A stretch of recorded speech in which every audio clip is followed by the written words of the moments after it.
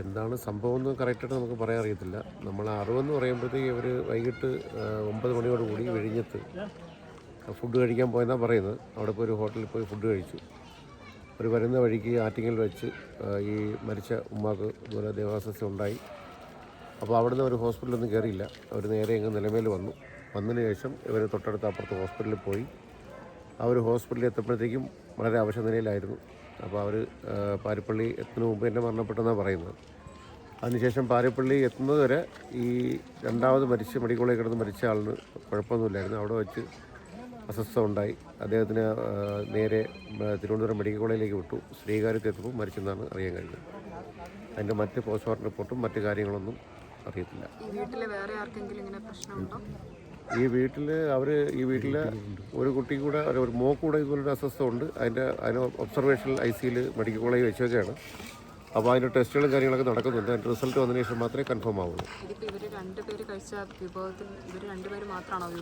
പോയിസണാണോ ഇല്ലെന്ന് നമുക്ക് കൺഫേം ആയിട്ട് പറയാൻ കഴിയത്തില്ലല്ലോ.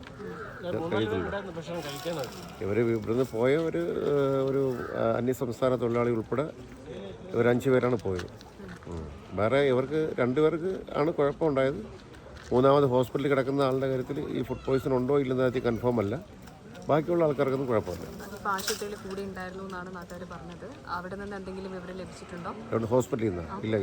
ഇതുവരെ നമ്മളറിവിൽ അങ്ങനെ റിപ്പോർട്ടൊന്നും കിട്ടിയിട്ടില്ല. ഇതുമായി ബന്ധപ്പെട്ട് റിപ്പോർട്ടൊന്നും കിട്ടിയിട്ടില്ല. വീട്ടുകാരോട് സംസാരിച്ചപ്പോൾ അവരെന്തെങ്കിലും പറഞ്ഞിട്ടുണ്ടോ? വീട്ടുകാർക്ക് ഇതേ അറിയാം. നമ്മൾ ഈ പറഞ്ഞ കാര്യം അവർ പറഞ്ഞ കാര്യങ്ങളാണ് ഞങ്ങൾ പറഞ്ഞത്. അതിനപ്പുറമായിട്ട് അവർക്കൊരു കാര്യം അറിയത്തില്ല.